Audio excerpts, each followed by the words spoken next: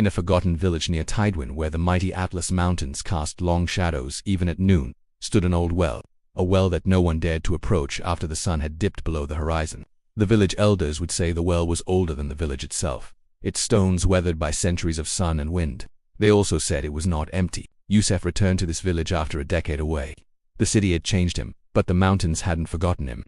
His father had died suddenly, and the old family house, a place of faded memories, stood abandoned at the edge of the sprawling fields. The silence of the place was heavy, thick with unspoken stories. On his very first night back, as a fierce wind howled through the mountain passes, a sound cut through the familiar chorus of the night. It wasn't the wind, it wasn't a stray animal, it was a whisper, faint but undeniable, and it came from the direction of the old well. Youssef, a man of logic and concrete, tried to dismiss it. His mind, he thought, was playing tricks on him, tired from the long journey and the grief. But every night, just before the first light of dawn and the call to Fajr prayer, the whisper returned. It was soft, broken, like someone trying to relearn the very act of speaking, shaping forgotten sounds into words.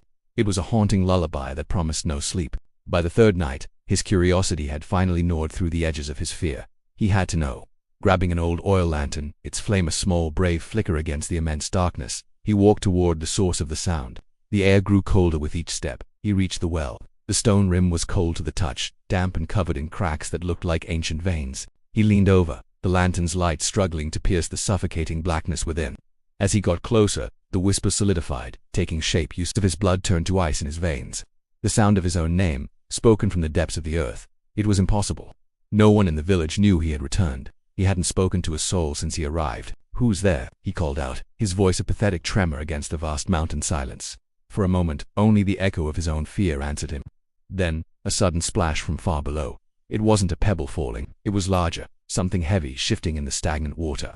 The flame of his lantern sputtered violently as if a cold breath had been blown upon it. From the darkness of the well rose a foul stench, a mix of rot, decay, and old, wet earth. And then he saw it. Two eyes, not reflecting the light from his lantern, but absorbing it, two perfect voids of blackness staring up at him from the pit.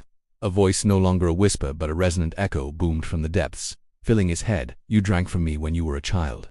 And you were not alone." The words unlocked a door in his mind, a door he never knew was sealed.